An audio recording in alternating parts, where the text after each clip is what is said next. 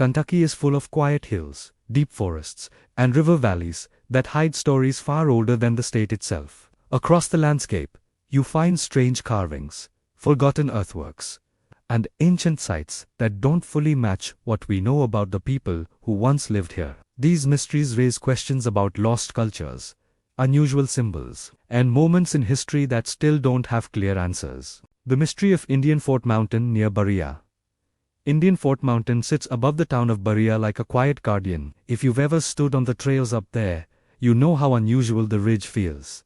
The land narrows, rises, and twists in ways that almost seem shaped on purpose. And tucked along those ridgelines are the old stone walls that spark decades of questions. These walls are the heart of the mystery because nobody can fully agree on who built them, why they were built, or what their layout was meant to do. When you first see them, they don't look like the massive stone structures you'd expect from far-off ancient cultures. They're low, scattered, broken in places, almost like the remains of something that once had more order. But when you follow the lines they form, the pattern doesn't feel random.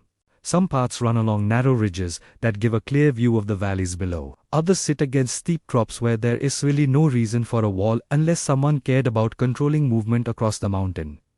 The stones vary in size. Some are small enough to carry in one hand, others too heavy to lift alone. And they were stacked without mortar, which means whoever built them understood how to balance weight on uneven ground. Archaeologists have suggested the walls were built by the woodland-era peoples who lived in this region long before settlers arrived. That explanation makes sense in a general way because the area has many signs of ancient activity. But the strange thing is that the walls here do unfollow the typical patterns of woodland fort sites. They're not thick enough to act as full defenses, not tall enough to stop an attack, and not arranged like other known fortification systems. Instead, the layout feels more like a series of boundaries or markers placed at key points. This is where the mystery grows stronger. Were they defensive? Were they ceremonial? Were they meant for something else entirely? Walking along the ridge, you start to notice how the land shapes your path. There are places where the rock forms natural bottlenecks. At those points, you'll often find stones piled or shaped into something that looks like an old barrier. It's easy to imagine people directing movement through these spots. Maybe it was for protection. Maybe it was to guide groups during gatherings. Maybe it had nothing to do with defense at all and was more about marking sacred spaces. The truth is, the purpose remains unclear. Another strange detail about Indian Fort Mountain is the number of rock outcrops with flat faces that line up with sunrise or sunset at certain times of the year. Some hikers swear parts of the old stone lines seem to point toward places where the sun hits just right on solstices or equinoxes. These ideas haven't been fully proven, but they're really hard to ignore. When you re-up, they're watching the first light slide across the ridge. It makes you wonder if the builders understood the sky in a way that helped them set the walls as markers for seasonal events. There are also mound-like rises on the mountain that make the terrain even more mysterious. They aren't large enough to be major burial mounds, but they don't look entirely natural either. Some researchers think erosion may have changed the look of older earthworks. Others believe they might be remnants of small platforms or gathering spots. When you stand on one of those rises, you get a clear sense of why someone might choose that exact point. The view opens in several directions and the wind feels different, almost louder, as if the ridge itself is carrying sound. People who hike there today often mention the same strange feeling. It's not fear or anything dark. It's more like the sense that the land holds memories. You feel watched, but not in a negative way. More like the mountain is aware of you moving across it. That impression gets stronger when you come across stretches where the stone walls reappear after long gaps. The stones sit half buried in leaves and dirt, but they still form lines. Some paths curve gently, others run straight along the top of narrow passages. In a few places, the stones look like they were rearranged or rebuilt at some point long after the original construction. It makes you wonder how many generations interacted with these structures. One detail that adds to the mystery is how far the walls extend. They don't cover the whole mountain, but they reach across enough of it to show planning. They follow the land in a way that suggests the builders understood every rise and dip of the terrain. They didn't try to change the mountain. They worked with it. When you think about ancient people surveying these ridges without modern tools, it becomes even more impressive. Local stories add their own layer. Some say the walls were built to watch over hunting grounds. Others believe this was once a major gathering place where different groups came together during certain seasons. There are even old tales about the mountain being a spiritual boundary where ceremonies were held and where the walls served as markers for different zones. These stories don't always match each other, but they all point toward one thing. The mountain was important long before Berea existed. Standing on the overlook, you start to notice sounds differently, too. The wind carries through the rock gaps in a way that can make voices echo more than usual. If a group stood in some of the natural amphitheater-like spaces, their voices would carry across surprising distances. Was that part of the design? Did the builders understand how sound moved across the mountain? It's impossible to know for sure, but those natural features feel too perfect to ignore. Today, the area is known more for its trails, its views, and the peaceful feeling of being high above the town. Families hike here, students from Berea College explore the ridge, and visitors look out at the rolling hills stretching toward the horizon. The walls are still there, some easier to find than others. Time has worn them down, but pieces remain strong enough to remind you that someone once put real effort into shaping this place. What makes Indian Fort Mountain such a compelling mystery is not that the structures are huge or flashy, it's that they feel intentional. Yet, we can't settle on what that intention was. Every clue opens another question. Were the walls part of a fort? If so, why are they built so lightly? Were they ceremonial markers? If that's true, why do they follow defensive-style ridges? Were they boundaries for travel or trade? Or were they simply practical structures that served a purpose we can't see anymore? The mystery also has a personal side. When you're up there walking past the stones, you can't help imagining the people who once moved across these same ridges. They had their own reasons for stacking these rocks. They had their own stories tied to the land. Whatever their intentions were, the mountain holds pieces of that past still visible after centuries of wind and rain. In the present day, the site is peaceful and open, but not untouched. The trails bring steady foot traffic. The walls continue to weather. Some parts are hard to spot unless you already know where to look. And yet, the mountain still keeps its atmosphere. Even on busy days, you'll find quiet corners where the old stones rest under moss and leaves. You can put your hand on them and feel the rough, cool surface. It's a small reminder that human hands shaped these long before any modern map existed. My own impression is that Indian Fort Mountain feels like a place where boundaries once mattered.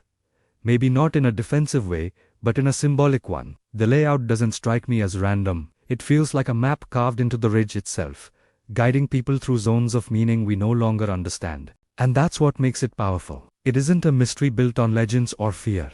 It's built on silence. The builders left no written record, no clear explanation. They left stone, sunlight, wind, and a layout that refuses to fully reveal its purpose. Even after spending time on the ridge, I don't feel closer to an answer, but I do feel connected to the land in a way that's hard to explain. Maybe that's the real purpose of the place. Maybe the stones were arranged to remind anyone who walks there, even hundreds of years later, that some parts of the world are meant to be felt more than understood. The Lost Redbird Petroglyph Panels. The Lost Redbird Petroglyph Panels are one of those Kentucky mysteries that pull you in before you even see them. The name alone makes you picture bright red symbols on stone walls deep in the hills. And honestly, that image isn't far from the truth. These panels were once known for a set of carved figures that people described as birds, humans, spirals, and shapes that didn't match anything in the usual catalogue of native artwork. And the strangest part is that some of the carvings seem to show details that felt out of place for the time period they were made in. That sense of something doesn't match is what still keeps people talking about them. The panels were originally located near the old Redbird River area, tucked away in a rocky cliffside. If you can imagine wandering through thick Kentucky woods, crossing quiet streams, and then coming across a massive stone slab covered in carvings. That's the kind of moment people described. Some of the symbols were neat and shallow, almost like someone scratched them with care. Others were deeper grooves carved with clear force. A few figures stood out because they looked like they didn't belong to the same style. That's where the mystery deepens. There were what people called alphabetic carvings. Lines and shapes that some believed looked like early writing systems from faraway parts of the world. You can see how theories started spreading. Some thought the carvings came from ancient travelers or explorers who reached North America long before the known groups. Others pushed back, saying the designs were simply unusual native symbols that had been misunderstood. Without full records or original context, it's hard to know which interpretation is closer to the truth. What made these panels even more confusing was the mix of styles. You had figures that looked like traditional local petroglyph art. But then, right beside them were markings that didn't line up with common woodland or Mississippian designs. It created this sense that either several groups carved into the same rock over a long stretch of time, or someone in the past created something very intentional that we still don't fully understand. When people visited the site years ago, many talked about the feeling of standing in front of the panel and trying to make sense of it. The rock was wide, almost like a natural wall. Seeing human-like figures next to strange symbols gave the whole place an atmosphere of something half forgotten. You could feel the age of it, even if you had no idea what any of it meant. That's the thing about petroglyphs. Once their meaning fades, the silence around them becomes part of the mystery. Unfortunately, the story took a turn. The original panel didn't stay where it was. The rock broke off during a major collapse, and the carvings were nearly lost for good. For a while, people weren't even sure where the fragments went or if they survived in one piece. There were stories about them being moved, stored, forgotten, then rediscovered. It added another layer, almost like the mystery didn't want to stay still. A piece of important history slipped from the landscape and almost disappeared entirely. Some fragments ended up being preserved, but the panel's full layout is gone. When you read accounts from folks who saw it before the collapse, you get the sense that the rock held far more carvings than the surviving pieces show. That leaves us with descriptions, old photos, and personal memories. Each one is slightly different, like people were trying to piece together a puzzle that already had missing pieces. One of the most debated parts is the carving that looked like a bird. It had an odd shape, almost like wings, held wide, with a body that didn't match typical native designs in the region. That single figure sparked long discussions. Was it symbolic? Was it ceremonial? Or was it just a creative design carved by someone who never expected it to be examined centuries later? Without context, every guess feels possible. Another carving looked like a row of symbols that some people thought resembled early European or Mediterranean lettering. People got excited about the idea of ancient contact, but there's no solid proof. It might be coincidence. It might be misinterpretation, or it might be something we haven't figured out yet. That open space between facts and imagination is where the mystery grows. When you think about the people who might have carved these figures, it brings a bit of quiet wonder. They were standing in the same forests, hearing the same wind move through the trees, carving symbols into rock because those symbols meant something to them. Maybe they were marking a sacred place. Maybe they were telling a story. Maybe they were leaving messages for people who lived in the nearby valleys. Whatever their reasons were, they left something behind that held enough importance for them to put effort into it. Today, when people talk about the lost redbird petroglyph panels, there's a sense of sadness mixed with curiosity. The original rock face has gone from its place. The land still holds the memory of it. Though, when you walk through the area now, the forest feels thick and quiet, and it's easy to imagine how the carvings once stood bright against the stone. The forest almost feels like it's guarding the story, keeping parts of it hidden. There are a few smaller stones in the region that hold carvings believed to be connected to the original panel. They show spirals, crosses, and odd shapes that hint at the larger masterpiece that once sat on that cliff. But looking at fragments is never the same as seeing the whole. It leaves gaps in your understanding, gaps that your mind instinctively wants to fill. That's part of the reason why theories keep circulating. My impression of the mystery is that it feels like a reminder of how fragile ancient knowledge can be. Something carved with intention and meaning can sit for hundreds of years only to break and vanish in an instant. And when that happens, all we're left with are stories, guesses, and what little the rocks decide to keep. The lost redbird petroglyph panels aren't famous because the carvings were perfect. They're famous because they were unusual, beautiful, confusing, and then taken from their original home before we could fully understand them. If you visit the area now, it's peaceful. The trees grow thick along the river. The air feels cool, even in summer. There's no grand marker pointing to where the panel once stood. Most people walk the trails unaware that a major piece of Cookie's ancient history was once carved into the cliffs nearby. But if you know the story, the ground feels different. You can almost picture the rock face rising from the earth, covered in symbols that stared out across the valley. The present-day fragments don't answer the big questions. They don't explain why the mix of symbols feels so unusual. They don't reveal who carved the alphabet-like shapes or why They simply show that someone wanted to leave a story behind. A story that outlived them, even if it now survives in broken pieces.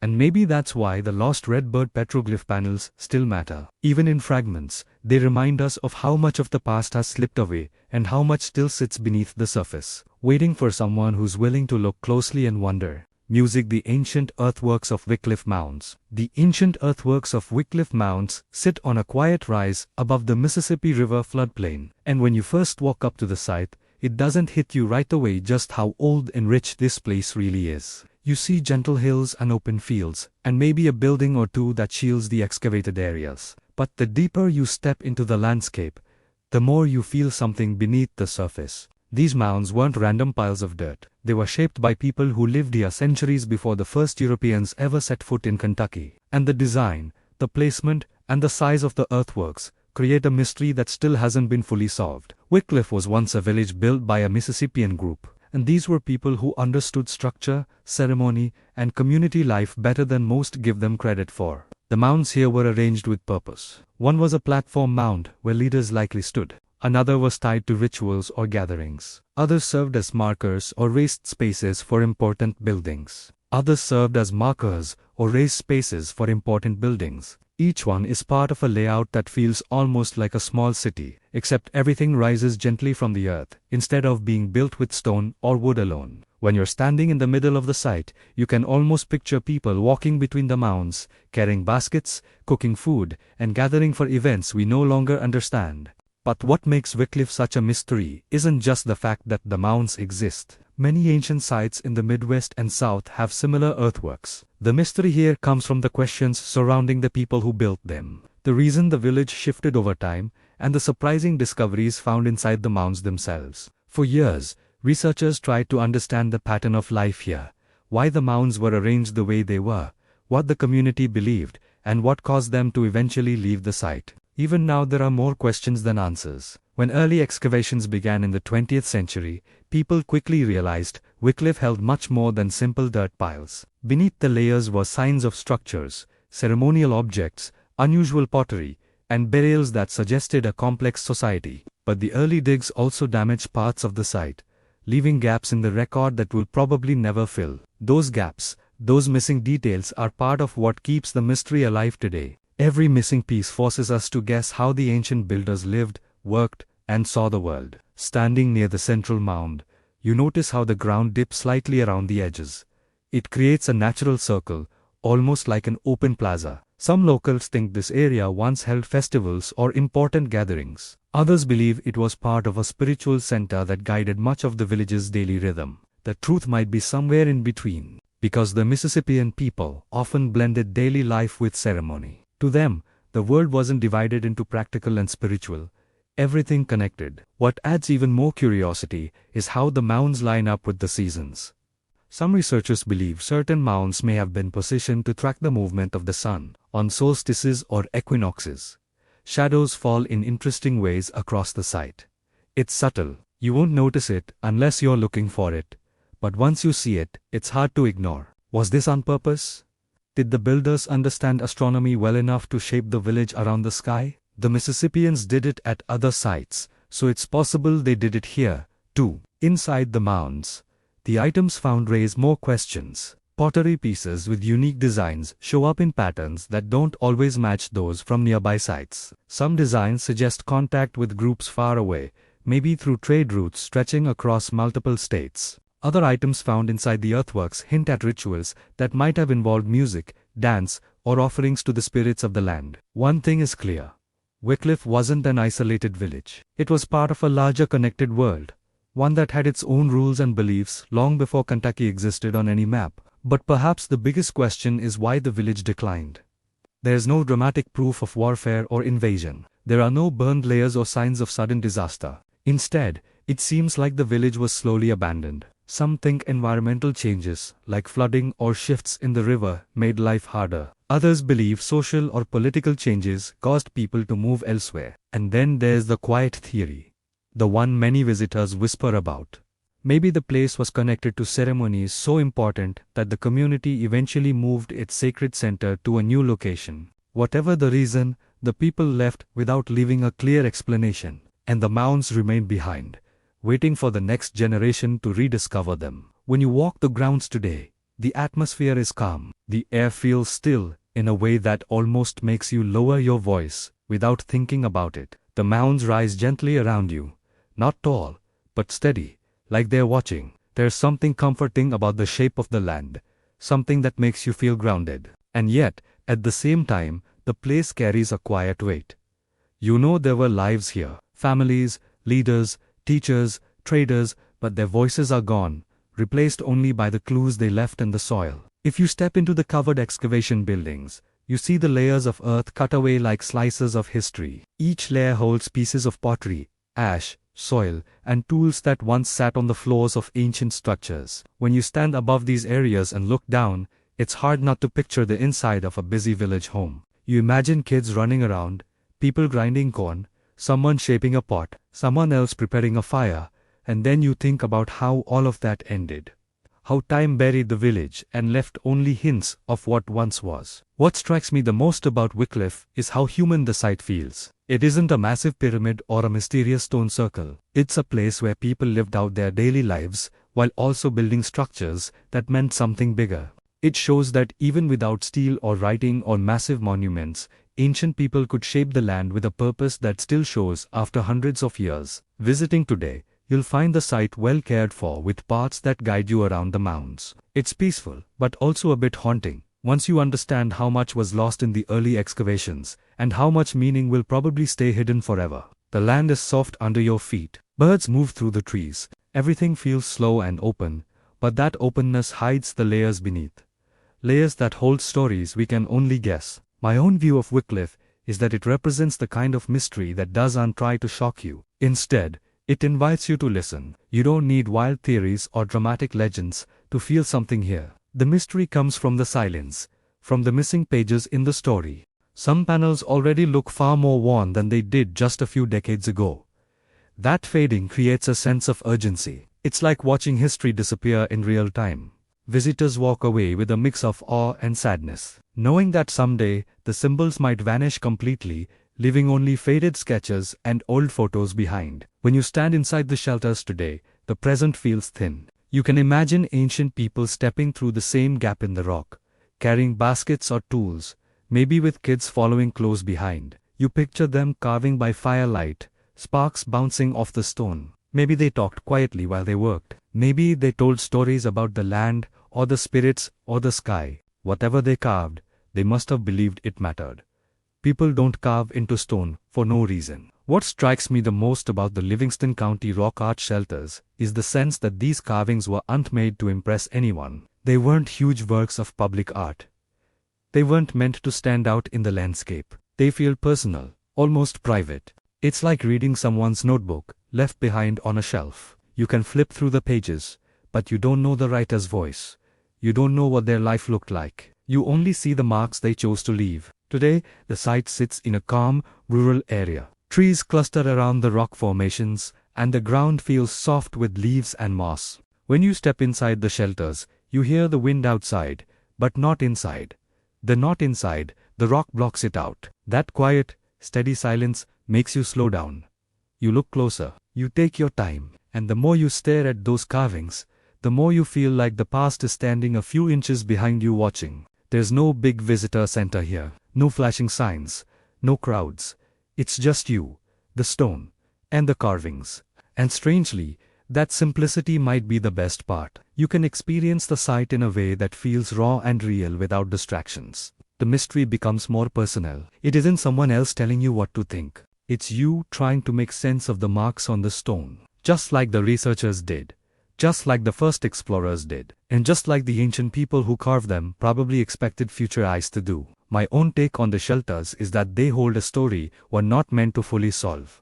Maybe the meaning wasn't meant for us. Maybe it was meant only for the people who carved them. But even without the full story, the carvings still speak. They remind you that ancient life wasn't distant or simple. It was layered, emotionally meaningful. People lived their lives with hopes, fears, beliefs, and moments of creativity that still linger in the rock long after they're gone. The mystery of the Livingston County rock art shelters isn't loud. It's quiet and steady, like the land around it. And maybe that's why it stays with you after you leave. It's not about proving anything or unlocking a secret. It's about recognizing that history is hidden in small places, not just the famous ones. Sometimes a few carvings on a shaded wall can hold just as much wonder as a massive ancient monument.